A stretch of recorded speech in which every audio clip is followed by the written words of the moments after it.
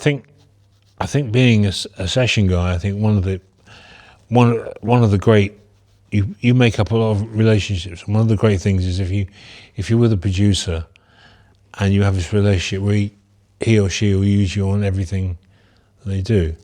One of these guys is Greg Walsh, and Greg asked me to do with Heaven 17 and Tina Turner's single Let's Stay Together, which is a remake of the original Al Green song, which is fantastic. The great thing about this was that I rolled this into one day of being a session musician, and I seem to remember that day was 8 o'clock in the morning. We were doing a track, and I think that was for Sid Vicious, and Sid had come up with a way of singing My Way, the Frank Sinatra, but only using 3 punk chords, and which was, I've got to say, was an absolute laugh. I know it's terrible, and if any purists, don't look now, turn away. And I remember it was in C, and he said, "Look, I want it like this," and he picked up the guitar and went, "Jing jing jing jing jing jing jing jing," and more than this, "Jing jing jing jing jing jing jing jing jing." I did it my way. So it's like, okay, so we played this thing, and it was fine. One take. I mean, how many takes could you do? And that was it. And I left there, and then I went to Air Studios, and from 10 till 5 I was working with Andy Williams.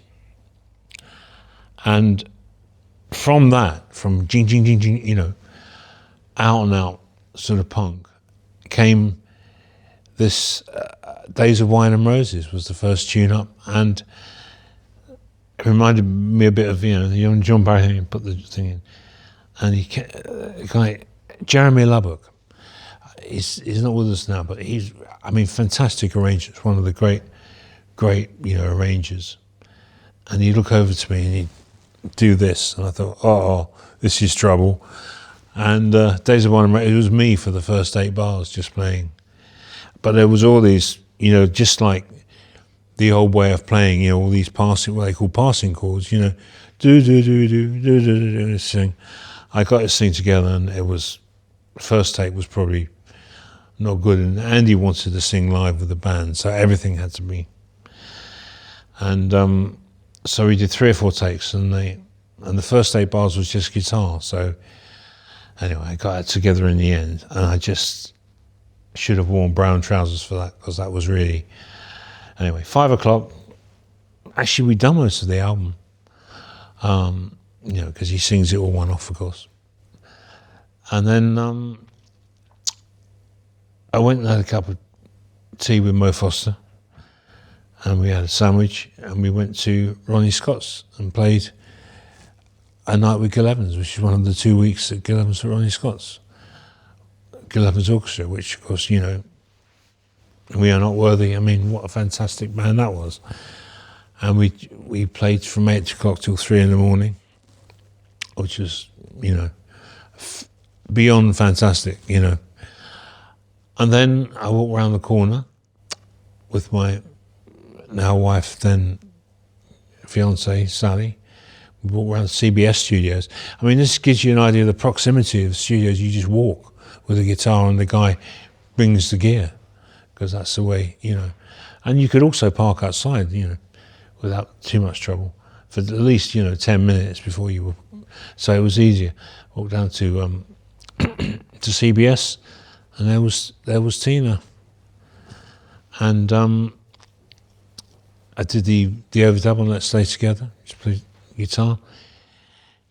And she was there, she was just sat there, really lovely, just quietly, and she just got up and sung the whole thing. And if you listen to the beginning of that song, and it's just her, I mean, talk about hair standing up in your neck, it's incredible.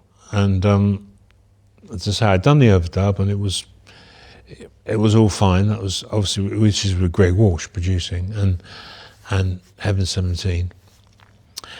And she sung, and she did the second take was a safety take. And it was absolutely fantastic. Anyway, so that's about 5, and the dawn's coming up, you know. And we're driving home, and Sally says to me, because I see it, you know, she was talking a lot and, to her, and they seemed to be getting on really well. And so I said, who was that? She's 10 years younger than me. And at that time, she wasn't doing much, because that was like the end of Ike and Tina, and that was all, that was bad news for her, obviously. And then this was her comeback single. And I said, well, that's Tina Turner. And, I didn't know who that was. I said, well, yeah, she's like a big star, you know. But she didn't know. It was incredible. I mean, had she known, it might have been different, because if you know someone, you know, people say, oh, you know, some sort of strange question because they're a bit embarrassed, you know, about it. But it was, anyway, it was brilliant. And as people probably know, it was #1 for ages, and like, you know, whatever it is, whatever colour it was, I think it was platinum in the States. So it was lovely to do. So that is a day in the life of a session musician, can be reach those highs, you know, which was absolutely fantastic. So yeah, I was thinking about the session with Tina, and because much later on there was a show in town, or it still is, you know, called Tina, and it goes through a life story. And I was asked when that show came on, you know, about the sound I used on the on a record, because obviously there's guitar players in the show that wanted to emulate that, you know, to get it right for all the things. Well, it's really, really funny, because they had, you know, lots of gear, you know, because we all have lots of gear, but, you know, a lot of those things are just really straightforward sound, and that was my red Stratocaster, and I plugged straight into the desk. They call it DI, direct injection. Plugged it straight into the desk, and with a tiny bit of equalisation, you know, a little bit of top, a little bit of middle, from the desk, I played, and that was it. So when the guy said, well, we've got this, that, and the other, I said, well, it's actually just straight, you know, there's no effects on whatsoever. I went, yeah, that's right. We never, you know, because I'd never heard it like that before, in a way that there must be, maybe there's something on it, or a studio effect. But it's, you know, I was asked about that, but you know, early jazz, you know, records I did on CBS Realm, and asked me, you know, was using. I said, well, it's just the Burns guitar, you know, there wasn't much else. And they said, well, what about you know, this, that, or you know, a fuzz box, or, you know, because that was one of the early pedals. I said, no, it was just me and the amp, you know. Oh, and it's interesting. You always think about, you know, I wonder what's on effect, but because some of the stuff, some of the best stuff is just straight up, you know, straight ahead sound. Anyway, Tina, yeah. So what was great about that, and Greg, I always see it as one of the high points. Heaven 17, you know, were really big at the time, and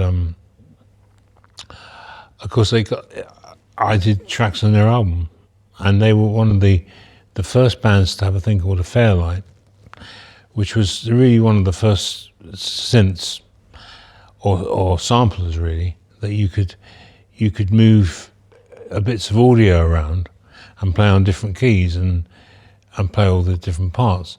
So I used to go in and play on their tunes, and sometimes just put down a riff, and they'd record it on Fairlight, and that would be it, you know. And then they would mess around with it and call me back and do some other bits. So a lot of things like that, you know. The What Men Are album is like that, and the intro comes up, and I said, oh, what do you think of this? And it's like the guitar riff that I played at the end on the fade. It's at the top, you know, and it's so fantastic. So studio techniques were really starting to happen, then what you played then might not necessarily be how it ended up. But yeah, that was great, and they were very appreciative, and it was a nice time to be in the recording industry. So I guess 80s handmade films was formed. George Harrison, Ray Cooper was one of the executives, the conga player, which I could never see that. But Ray's a good friend, but he was there, and of course the band who did these things involved me and Mike Moran, who wrote the scores, Time Bandits, and I did the films, Life of Bryan, and it went through. I was on guitar for all those. So 1985, doing a film called Water with for Handmade, and we're doing the sessions in London. Most of the guys have gone out to the West Indies to play and have a ball. Eric Clapton and George Harrison, and various people had gone out there, and we played the score. Actually, Mike Moran's studio, I think. We did it there. Anyway, at the end of that, George had this guitar, and the engineer, Richard Dodd, said to me, George has this guitar, and he's going to bring it along to the session. I said, oh, that's nice, and he might give it to you. And I said, oh, okay. And I think the thought no more about it. Anyway, he came along, and he said, he got this Bartell fretless guitar out, which he said, I can't do much of this, but it's an unusual sound. Would you like it? And I said, well, yeah, yeah, thanks, George. I'd love it, And so I kept it, and later on I met a very interesting guy called Paul Brett, who's like an historian, and because we were doing, he was doing charity work, and he came down to Star Cards, and came down to take my picture with a Star Card. Probably went for 2p at auction. But anyway, he saw the guitar, took an interest. There's a really good book written about it and Bartell and the whole history. Well worth a read. So he came. I had that guitar sat there from 1985 till 2020. I don't know, one, I think, something like that. But it was that was very nice. It was great. So we did all those films, and then Handmade sort of folded. They did some great films like The Life of Bryan, and Time Bandits and whatever. It was also good fun, but to actually have a film company, to start a film company, he must have been mad really, because it's everything costs so much money in film. It was great. Just to do The Life of Bryan was just such a great thing. There's so much opposition to not doing that. People say, "Oh, you mustn't." It's blasphemy and whatever. But they did it. It was great.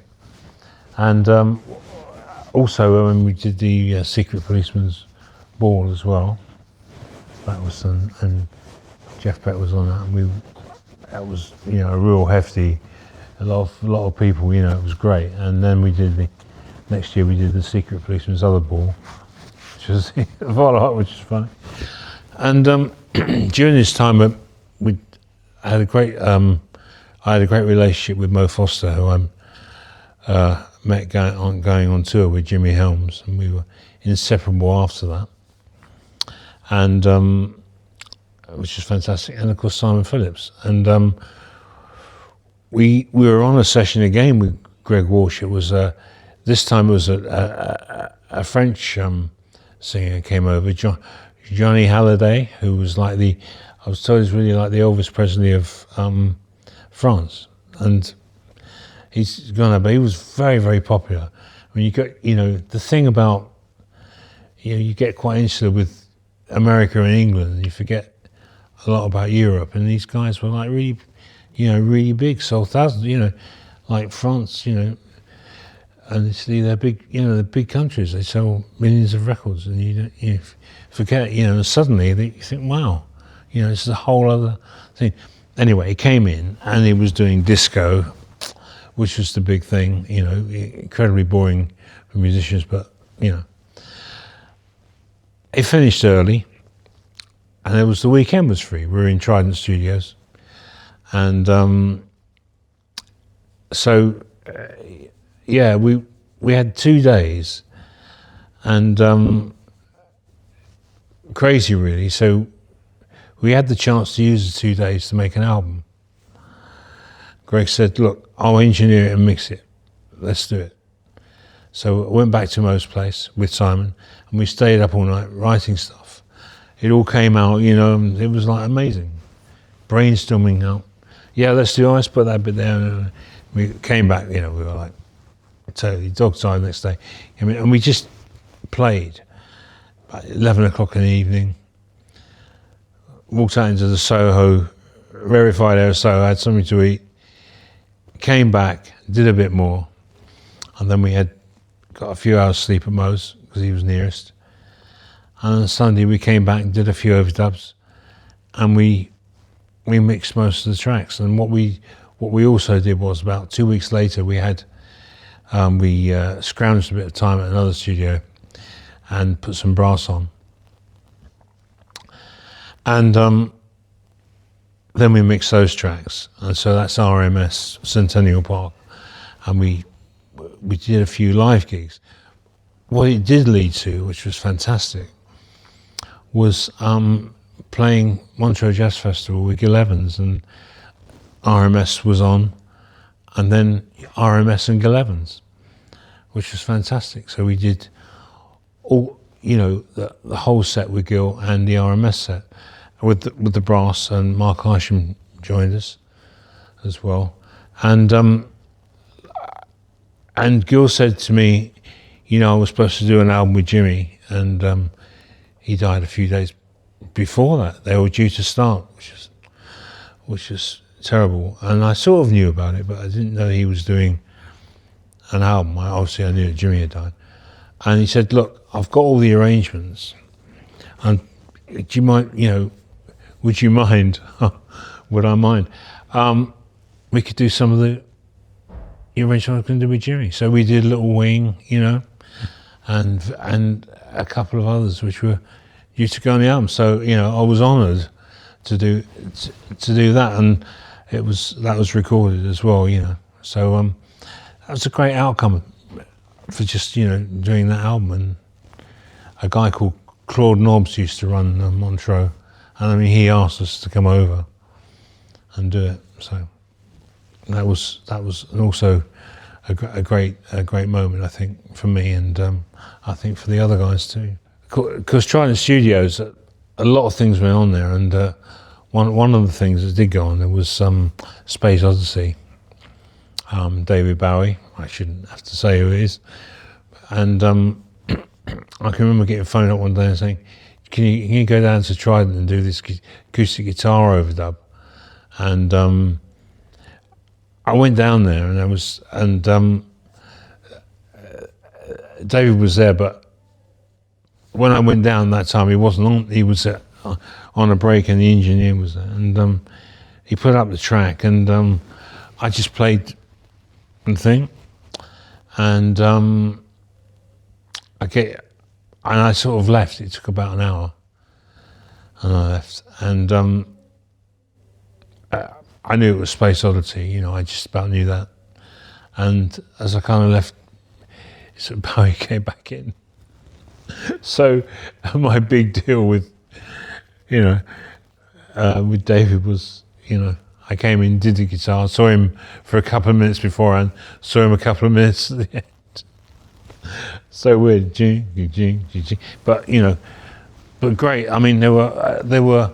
I have to say, other guitar players were on that as well, not just me. So I'm assuming I got kept, but that was a time when it was just, so many things were being tried out, and so many overdubs. I mean, I did. Trident was a really interesting studio because I did a lot of things there. There was a lot of trial things. I did a thing there with Phil Spector, and it was for the Ronnie of the Ronettes. It was her birthday, and he made a track for her, and we all came down. And what was a great thing about what you learn about, people's, the way they work. I learned how Phil kind of got his sound together. River Deep, Mountain High. I mean, if you listen to that, a lot of people wonder. And he got us to play the whole thing the same, all together as a rhythm section. I forget what the song was. He'd written it, let's say, for Ronnie of the Ronettes as a birthday present.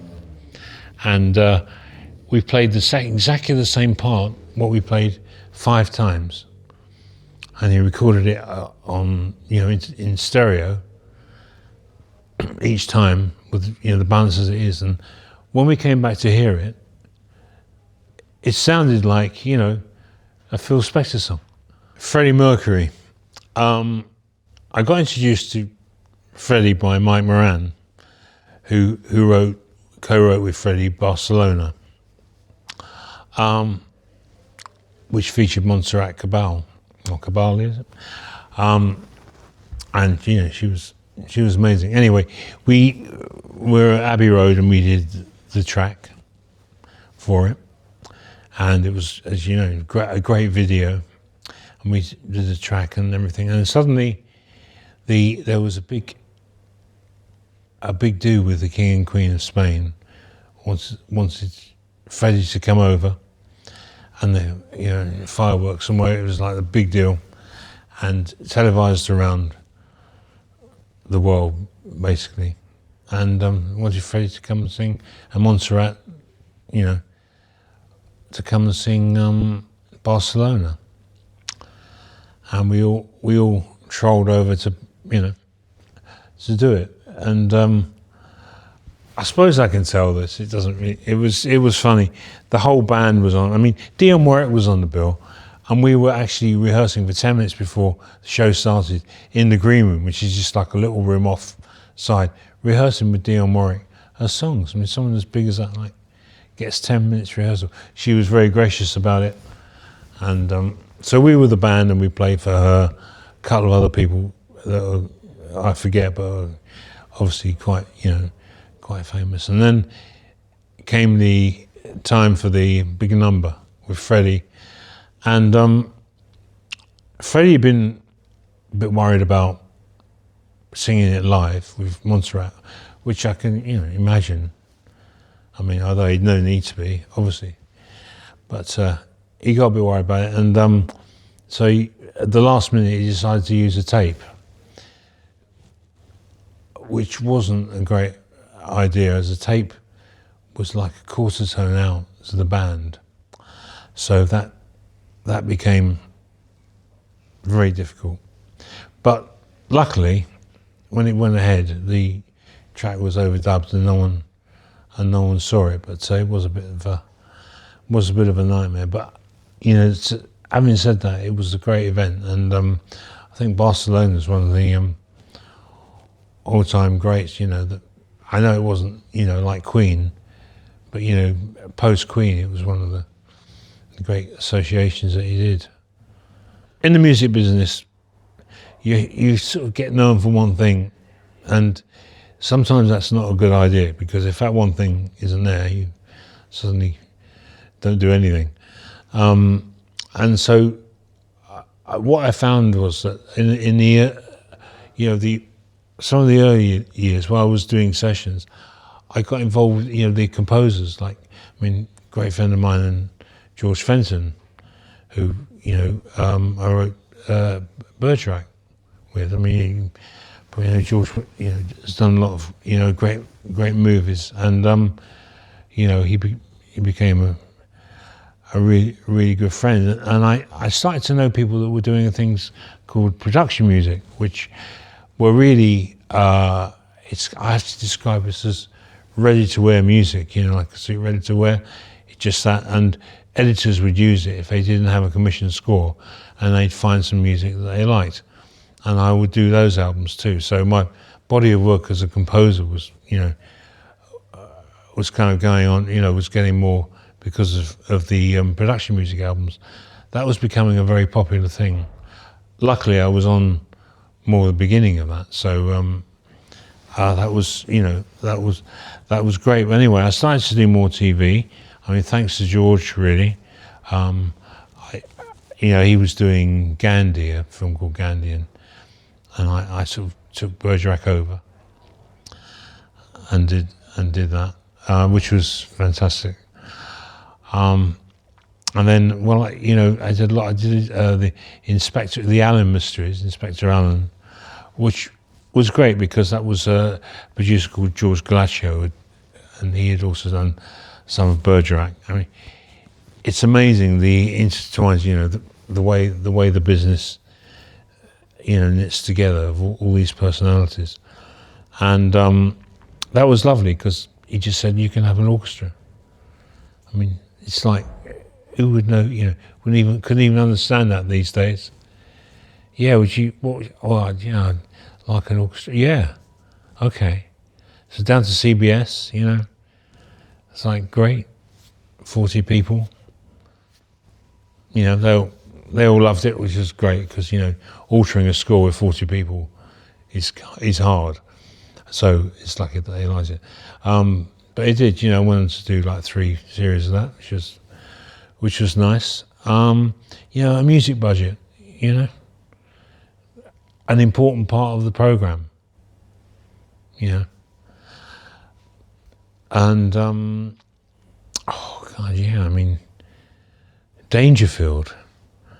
It's funny. I was thinking the other day about the amount of detective things I've done. Because then I went on to do Such a Frost, which I did 18 seasons.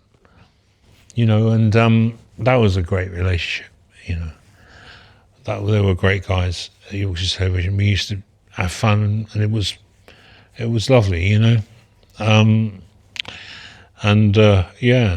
So when I think about how many murders there were, and they always used to have the scene with the forensics, and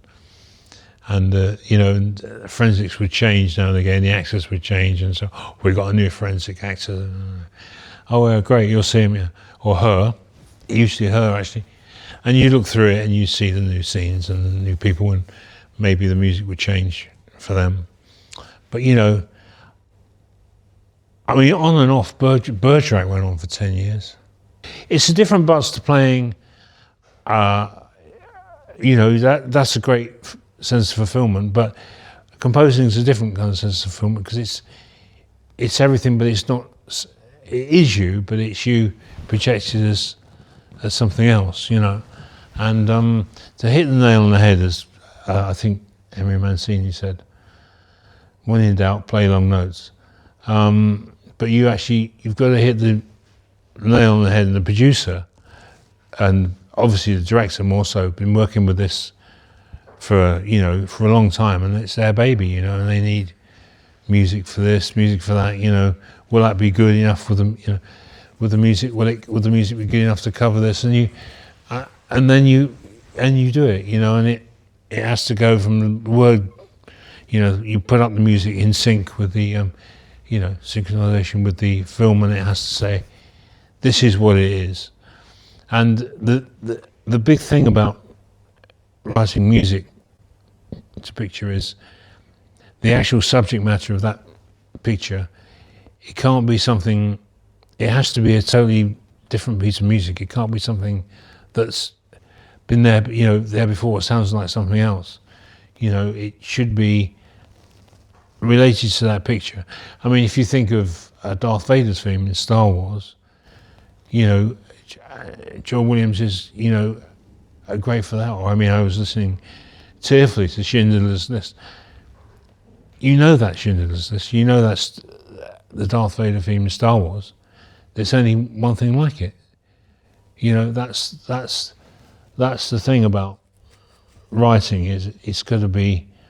I'm not saying my writing was any way as prolific as that, obviously not, but but you've got your best attempt to make that music original and only fit to that picture.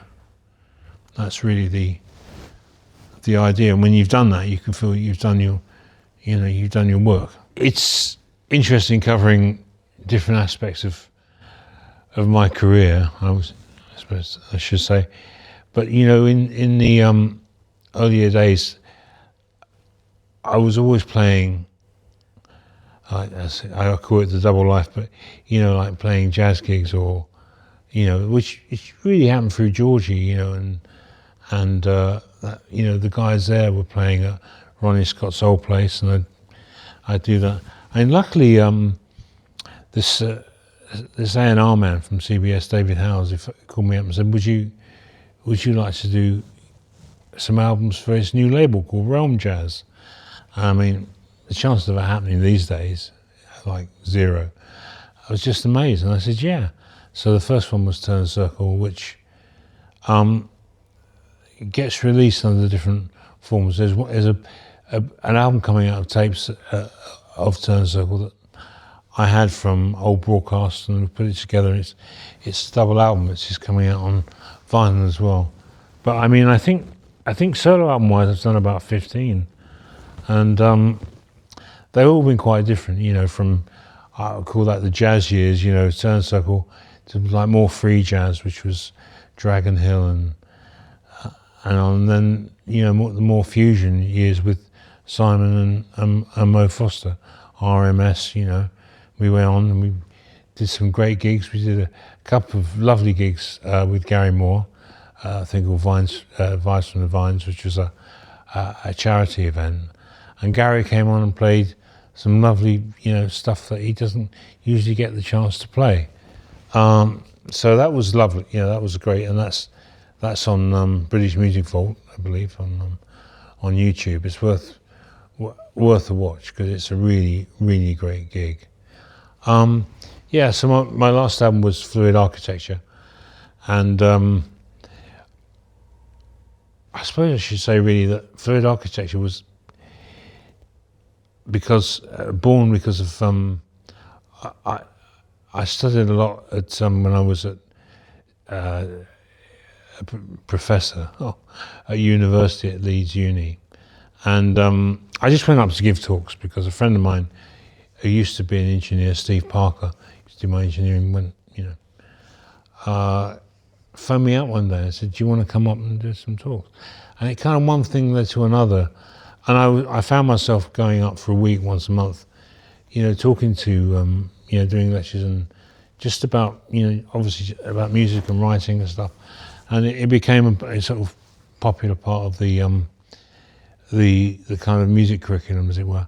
I ended up doing a PhD, which took me 5 years and a lot of writing and a lot of studying. But what came out of it was Fluid Architecture, the album as well, which was kind of the sonic kind of product, part of the PhD. But that's been great. I've always had a band going. Like we're doing a gig. I think the next gig's in February. But we do these evenings I do it with Paul Brett, and it's called An Evening With.